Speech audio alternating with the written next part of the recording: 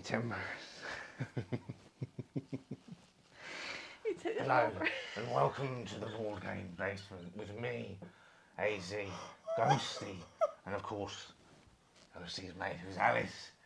And let's give her a round of applause because she's won her first game. Woo-hoo! I was going to say, you're not going to do the whole review like that, are you? No, I don't think I could probably keep that up for the whole review. It makes your throat quite sore, actually. It was very good, though. Oh, thank you. I hope everyone else thinks so. But thank you for joining us again at the Board Game Basement. We're here with Sea of Legends, which we... The legend is me now. Yeah, the legend is Anna. She's completely reclaimed this game. Yay. So yeah, we're here to do our little review. We just played it. We just had a lot of fun doing it. As you can see, it's still fresh on our table. And we thought, while it's fresh in our mind, we might as well give you our 2 pennies worth, or 2 doubloons worth of gold thoughts for this game. So what is Sea of Legends? Well, as you can see, it's an app-based game. But really, I wouldn't let that put you off if you are such a person that is straight away.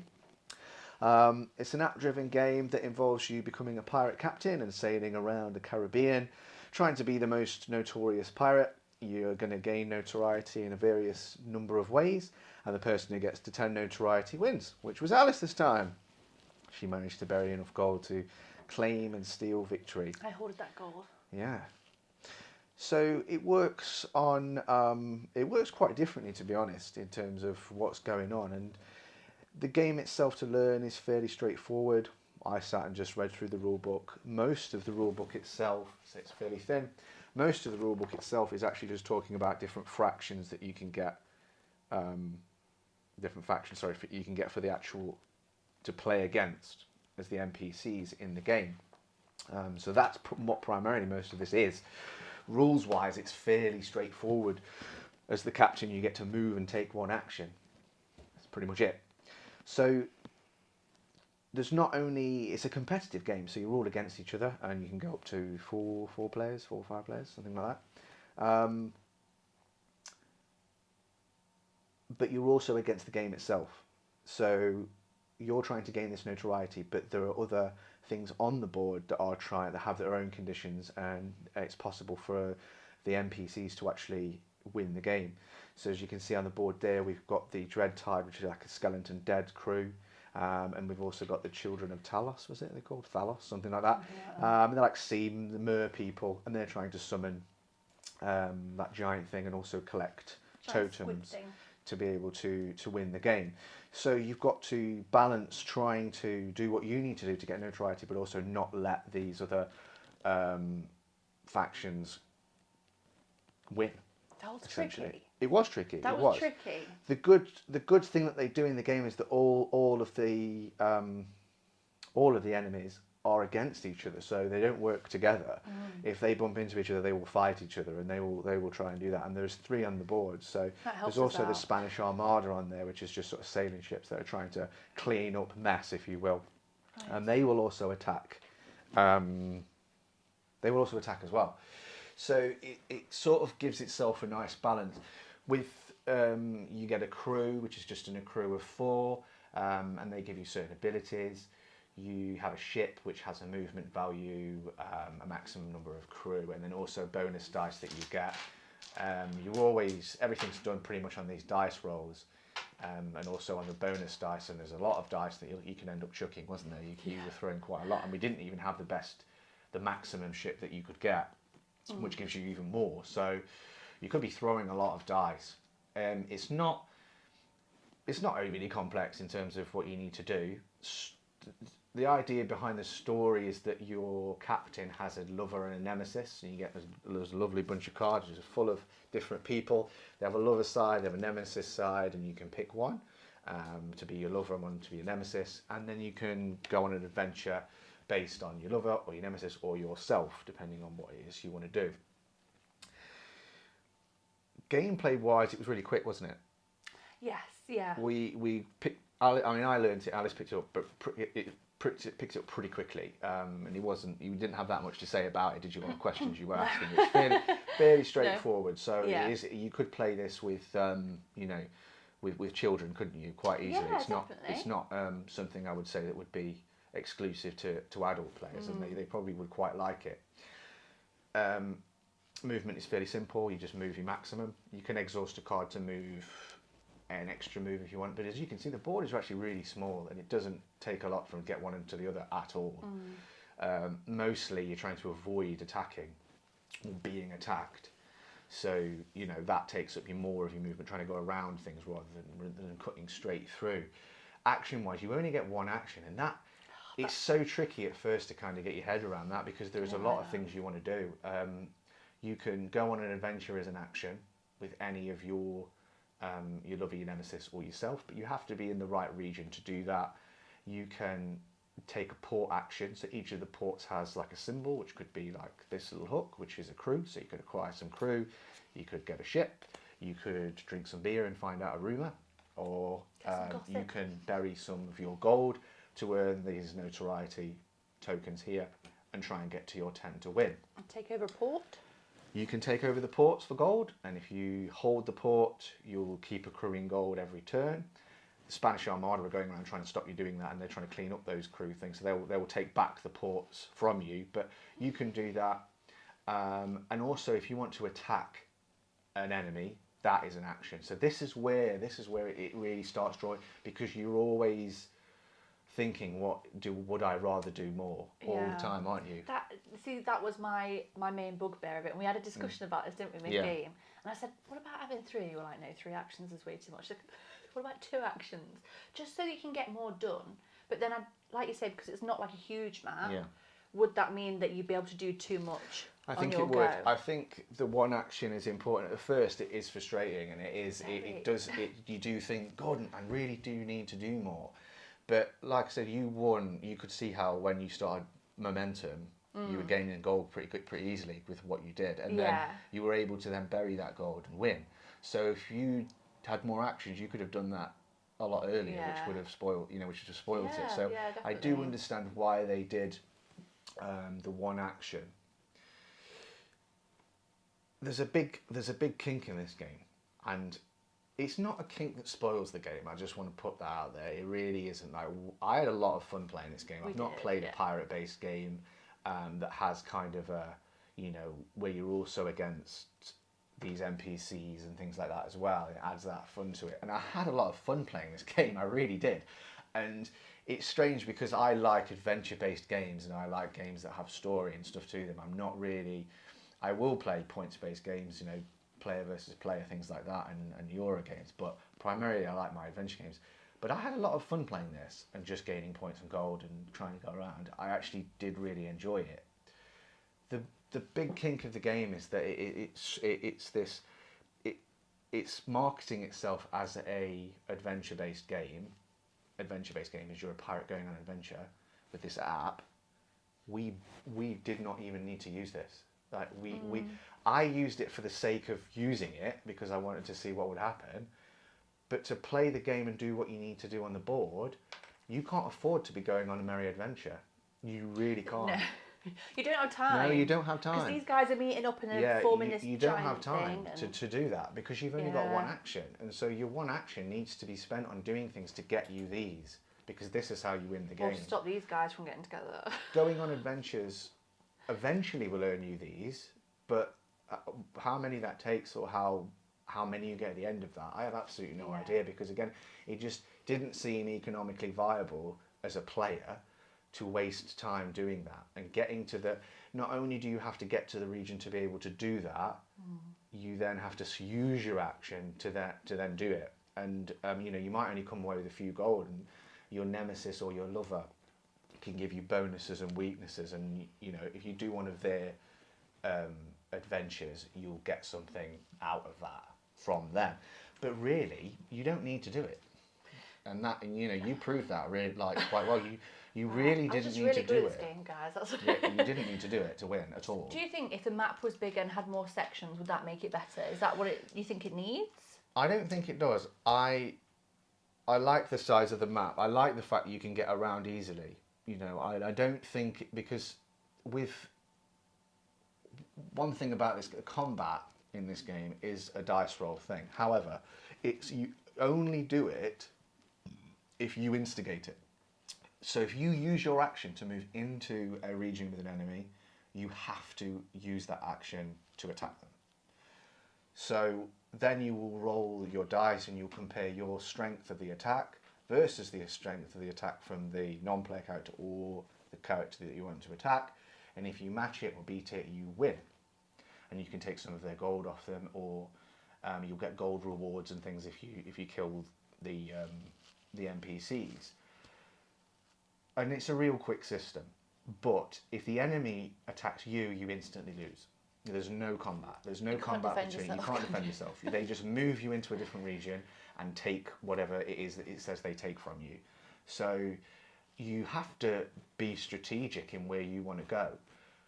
The good thing is the enemy isn't really interested in you at all. They're interested in completing their objective, and unless you're in the way of their objective, they won't attack you. They'll just go around you, or they'll go about their own business. So the game makes it so that you leave them alone until you really have to deal with them, and lets you get on with other stuff. So although the map can look quite full and stuff's going on, no one's really bothering you, or they're not getting in your way. But then it comes a point where you'll think, oh, right, these guys are getting really strong now. We'd better do something about it. And you kind of have to, I would say, cooperate. Even though we're against each other, you have to cooperate and say, one of us is going to have to deal with this. And if we don't deal with this, we're going to lose. First game against each other? No, we played plenty of games against each other. Of course we have. Probably blocked those out of my memory. We've played plenty of games against each other, yeah. But there is that level of work. You've got to work together to be able to do this, which that could be difficult if you were playing this with 4 players, and you're the one that's got to sacrifice your one move to be able to stop the baddies from winning. So annoying, are you going to do that, or are you just going to let the baddies win because you don't want anyone else to win? Well, it's true though, isn't it? True, it really is. That's a hard decision to make, because you would, and there's plenty of people out there that would definitely do that. I know they would. They would say, I'm not helping you. If the enemy wins, then whatever, we all lose. But I'm not going to waste my turn doing that. So it may have been better to say somebody always wins. The person with the most notoriety or the most gold will win, even if the enemies complete their objective and the game stops. Maybe. With the app, I don't know. I don't know if they built this game with this in mind first and then did this, or whether they did this first and then added this. I can't really tell. Didn't you say every 3 rounds you would have to do something like this, and maybe that would make it? I don't know. I don't know if that would work, because again, if you watch our review when we're talking about Sleeping Gods, which we've just done, Sleeping Gods did something interesting in that they stuck to a plan, and that was clear. They designed that game with a certain type of player or players in mind, who would like an adventure game with a resource-based mechanic and have that mindset of resource management, and even the combat was done in a way that mindset was done. And we were saying, I prefer my combat-y, so the combat system didn't really do it for me, but I could see why they did that, because it followed the theme of the game and how they wanted to play. And that's really important, because you cannot please everybody, and that's something, it takes a good, it takes a lot of confidence to be able to do that and say, no, we're going to stick to this, and I know a lot of people are going to enjoy this, and hopefully other people will play it and take something from it. But it is I wouldn't say it's a gamble, but you are sort of not, you're sticking to one thing, and it can be difficult. And I know in designing, your ideas are flying left, right and centre, so to funnel yourself back in and say, no, let's stick to this, this is what works, let's do this, takes a lot. And I feel like this one is sort of the opposite, where we've got one idea mixed in with another idea slapped together, and those two don't really rub off on each other, because what we're doing on this board doesn't correlate to the need of doing this, and that is so clear from the moment you start. you play this game thinking, I'm going to go on a pirate's adventure, and you just don't. You have an adventure on the board playing the game. Yeah. Like I said, there's nothing wrong with We this. had a lot of fun. I really enjoyed that. It was sad that we didn't get the chance to do this. And as Alyce was saying, we were umming and ahhing about how you could have incorporated this slightly better. And I was saying maybe the app should have. You told it whose turn it was. They did their thing, and then it kind of randomly sent you on an adventure with whether it was your own or your nemesis or your lover. It said this has happened, and then you follow that path, because at the end of some of these adventures that you go on, when I just did it to see what would happen, it would move me to the other side of the map or send me somewhere and give me things, and I like that sort of thing, because I play to win, but I'm not overly fussed about winning. So because you're used to winning, so you're not bothered. That's not true. But I don't. If I lose on a technicality, I'll go, but I won't kick off about it. It doesn't bother me. I'll rather laugh about it. But I know that it does aggravate people. It really does aggravate people.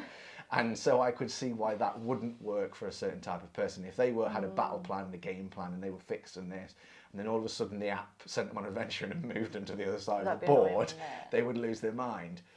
Do you think then you could play it two different ways? So you could play it with that, and then you could play it completely ignoring that, and that not included. Could that not be like two different types of game? You could play this without that. Yeah, now you could do that now and say just not even include it. And just play this as a points-based game, and it's absolutely fine. Works fine. Like, you could do that.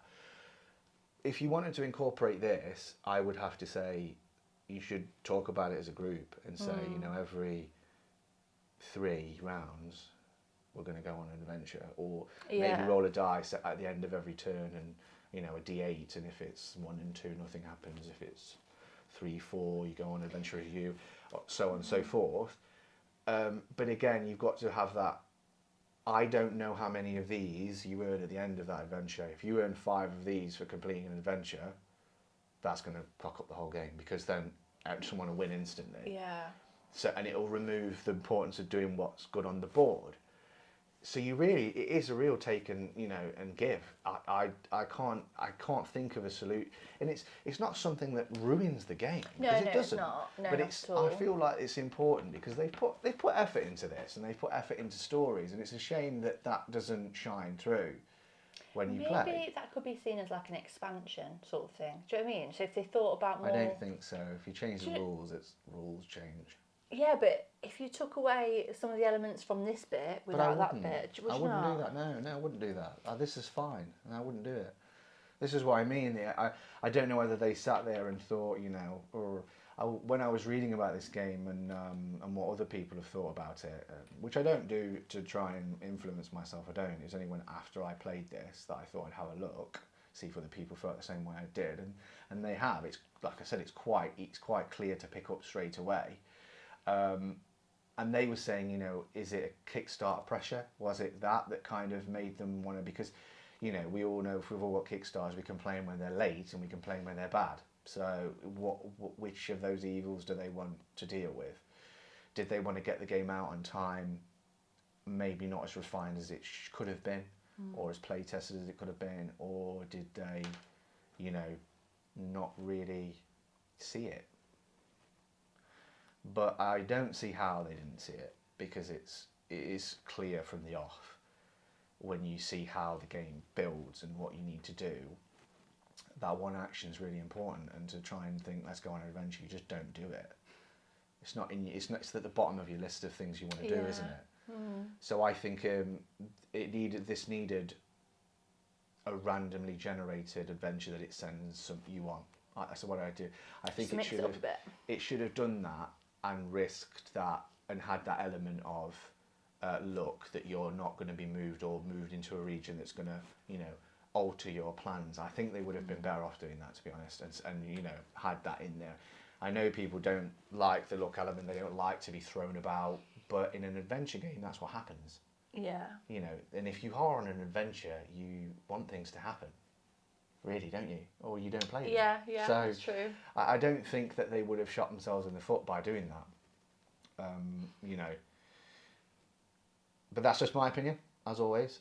It's not a God. Please don't take that as Not gospel. gospel. That's just my opinion, and I hope that people who have played this think the same.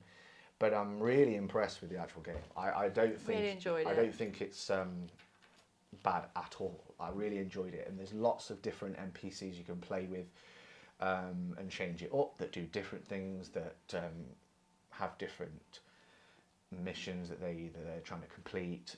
So you can always change this up. I imagine if there's 4 of you playing this, there's a lot going on that board. There would be so much, wouldn't there? Yeah. You'd be a bit boggled, but you're getting rid of figures all the time and putting figures on. It moves very quickly, doesn't it? Yeah, and if you enter a region where it's sort of full of a certain type of unit and you manage to kill the strongest unit, all of them go. So it's not, you're not having to chop down. It is very quick how it kind of recycles its way through. I think there's plenty of variety in the game as well. Like I said, there's different NPCs. There's plenty of cards for crew, and these sort of tavern rumours that you can go on to try and get notoriety for picking up stuff. So I think it's a good game to whip out and play. I think it would be. It doesn't take anything to set up, and to teach someone new, it's dead simple, isn't it? Not a lot of components either, No, is there? Like there really that's isn't. quite good. Yeah, and it was nice. I like the box. The box. It looks like a doesn't it? book. I And love that. And we had a good time playing it. Yeah, we really sure. did. We did. Not just because I won either. Like I still enjoy playing it. Mostly because you won. Mostly because I won. And he did well. He did well. You did what you need to do, and that is the key to points games. It was hard to balance it. Key to points games. You is were doing ahead what of you me need at to one do. point. Was I? Yeah, you had loads of gold and loads of these things. Yeah. I mean, And I I didn't was bury like- my gold yet because I was wandering around. I was. I had mine piled. In I fact, was I don't know whether wondering I've shared that photo of my neatly Gold organised pile. gold, and yours was just like jumbled together, and I was It like was. twitching. It was. So for me, I'm going to give it 2 thumbs up. I am, from the basement, because I actually enjoyed it. Me too. And that is the main thing about board games for me. Did I enjoy it? Yes, I did actually. For all the, for all the things that weren't really part of the game, Didn't quite click. and I like absent games. So for it not to integrate that well was disappointing. But it didn't ruin my game at all. I didn't miss it, which was strange. I really didn't.